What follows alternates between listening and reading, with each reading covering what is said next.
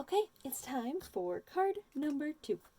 Alright, so on this card here, it's just a black card base, but at the top, let me see if I catch light, it says Thinking of You. Isn't that sweet?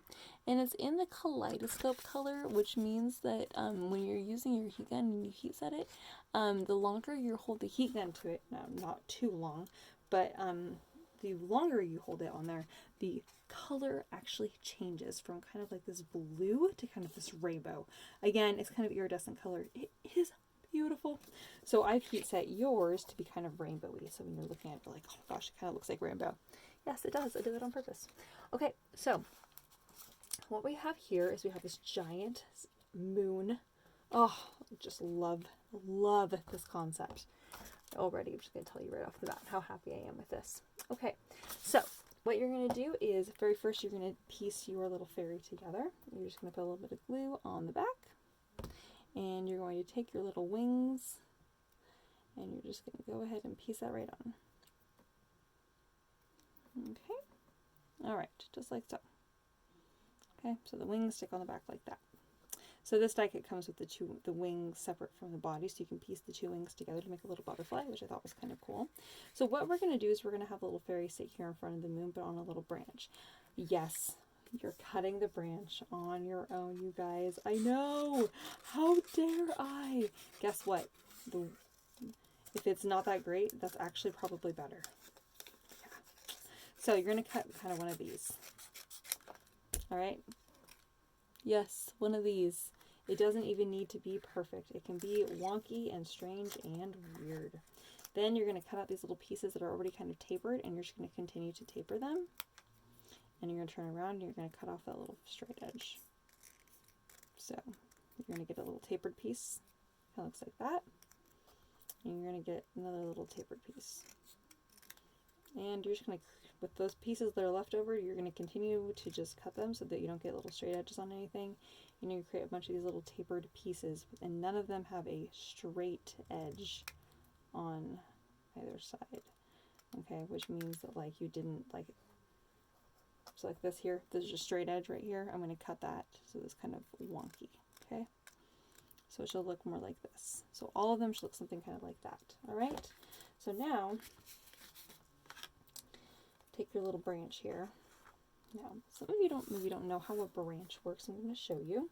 So a branch kind of goes like this. It goes left, right, whoops, left, right, left, left, right, and it just does left, right forever. It literally does left, right forever. Now, every plant's a little different, of course, okay? So that's how that works. And so when you add that on there and you go in and you add your other little pieces, okay, and you taper, cut, make a little more tapered pieces. Now all these little longer branches, again, it's again doing left, right, okay? And so when you're building a branch, that's how that works, right? Is you're doing left, right. You're just taking turns doing left, right.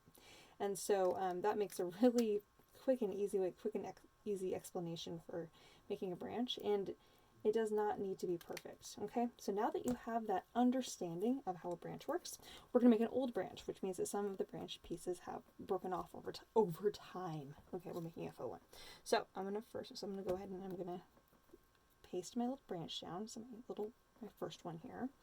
And then I'm going to do kind of left, right, but some of them have died, okay? So I'm just going to do one, all right? So there we have our first little bleh from the branch. I'm going to do another one down here. Okay, I'm going to fix this a little bit so it's not so straight. Put a little bit of glue here. Make my second little dairy little branch here. So you see how I've done a right and then I've done a left. Okay, so they've again taken turns. The idea is that it would have been like left, right. Okay, back and forth. But we're thinking that this one maybe fell off and this one up here maybe fell off. Okay, so that's kind of my idea there. All right, and then I'm going to go in here and add my next little tiny branch piece on. And I want it to be,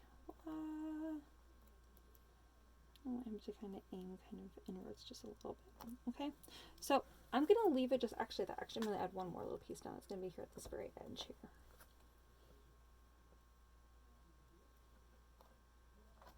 All right. Whoops.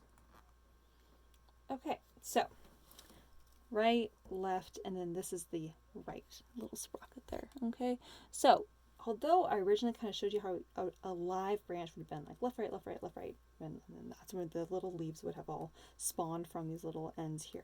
Okay, but we are making a dead branch, and so it looks like this. All right, but it still looks symmetrical in a way. All right, so now let's go back here.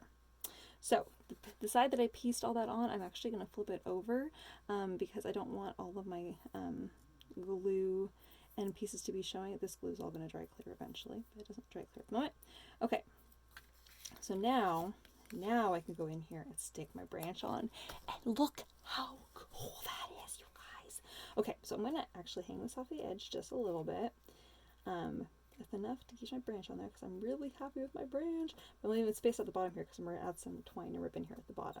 So now I'm going to stick my fairy on here. Oh my gosh, I am so pleased with this. So pleased. So I'm going to stick this on here like so. I really want this to kind of be hanging off a little bit, but I really want the fairy to kind of be in the middle. I might even kind of go up a little bit so that I can see all of the fairy and the branch. All right. Loving it. Okay, so I'm going to go ahead and I'm going to glue this onto the moon here first. Put some glue on this far side. I'm going to stick that on there like so. I'm going to decide where I want to sit my fairy on. I like that. Ooh, oh, if I had made like a longer branch, you could like tuck her down here or something. Oh my gosh, there's so many different options there. So I think I'm going to just lay this on here just kind of like this. Oh, if I had gone down just a tiny bit, I could have done that. Oh, I think what I'm going to do instead is I'm actually going to glue her wings in just a little bit farther so that I can make sure to really get her as much as possible.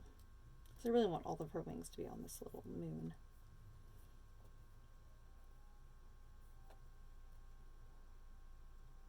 I think that's about as good as I'm going to get there. I'm okay with that. Alright, so I'm going to go ahead and glue her on. This is a fine line glue so I can get in all these little intricate little lines and stuff of the wings.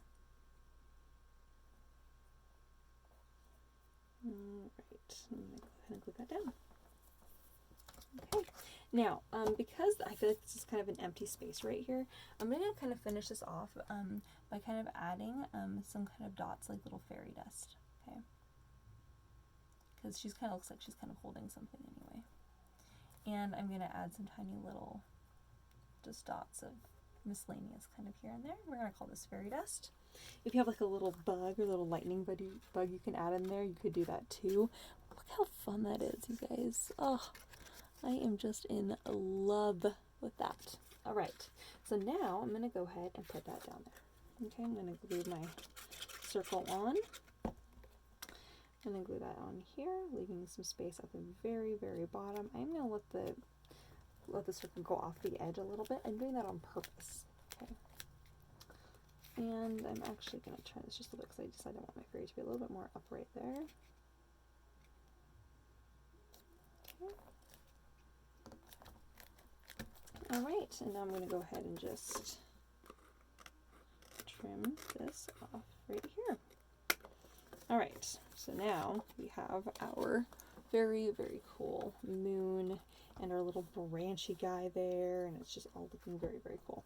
Alright, so now to finish this off here, I'm going to go ahead, and I want to wrap my twine around here. Now I'm going to teach you the little secret about doing this.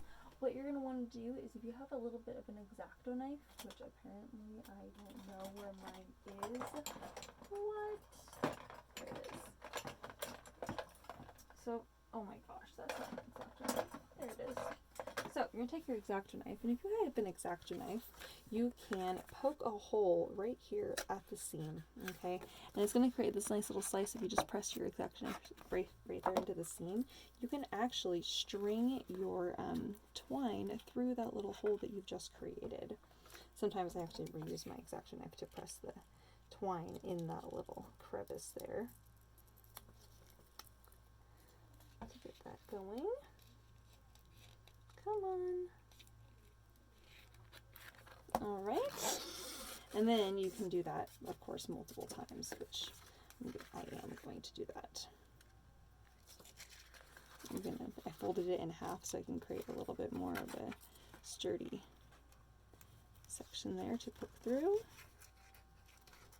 Let's see if I can do that, or if I'm going to have to use the X-Acto knife. Oh, I got it.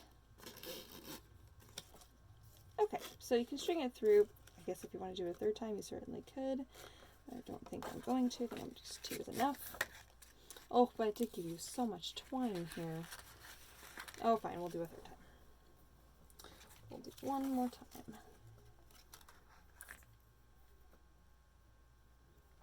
Okay.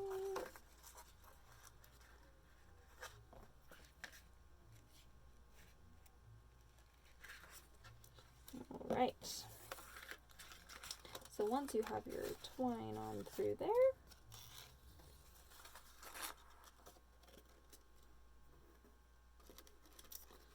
okay.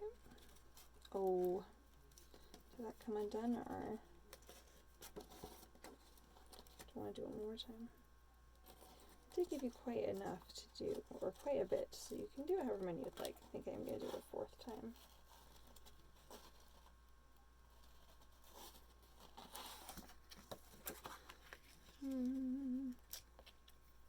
I'm just stringing it through this little hole I've created, threading twine, if you will. Okay. Alright, so now once we've done that, sometimes I like to pull those apart because I like the way that the multiple layers of the twine look on the side there. I'm going to bring that in here to the middle. I'm just going to pull this string down in underneath here. Whoops. Catch it on itself.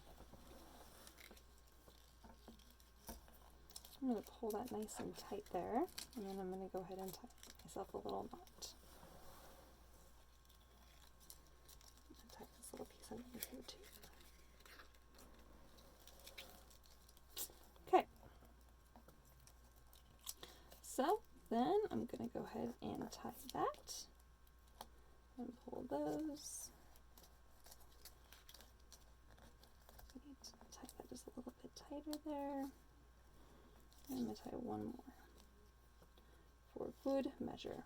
Oh, I am supposed to tell you that Taylor, my significant other, he was the one that helped me this evening. He's been helping me out at home a lot recently with my business stuff. And so he did all of the die cutting. He's been doing my die cutting for me. So he did the fairy die cuts and the circle die cuts this evening. So isn't that so sweet? All right, you guys. So there we have it. Oh, it's not quite done. Okay, so this is the outside. So then on the inside, we have this kind of silver kind of theme kind of going here. And to continue the silver theme on the inside here, this is where we're going to put that piece that was left over from earlier. Okay. Now I'm going to trim this up just a little bit so that it's nice and straight along that edge. I'm totally doing it by paper cutter because I don't trust my hands to cut a perfect edge there. Let's see with my top and bottom there, even though I didn't follow a line, that is true. Still gonna do it anyway. Okay. And then I'm gonna go ahead and just place that inside, which is a really great spot, especially if you don't have a white pen to write in here on your black piece of paper. This is a great space to write your little sentiment. And so then we can go ahead and we're going to glue that down. Now, because I had done the kind of fairy dust on the front of the card with the little dot groupings, I'm going to do the same thing on the inside here because I feel like that will just kind of make it a little bit more complete. Not so much that it gets in the way where I'm going to write my sentiment, but enough that it makes sense. And then if you happen to have a silver pen, I would recommend using it here. Again, you don't need to have a silver pen. I'm just going to do this. Just because for me personally, this kind of makes it feel kind of a little bit more complete, especially because I have the silver twine, And in this case here, this is going to be kind of like stars anyway, so it kind of works out perfectly. Now, if you wanted to use some of the stars that were left over from the other part of the card, from this card, you're of course welcome to glue those on there. I just wanted to make this one a little bit different than the other one this time. Alright, so those are the cards today, you guys. Thanks for joining me for the crafts for Tuesday. Have a great day. See you guys later.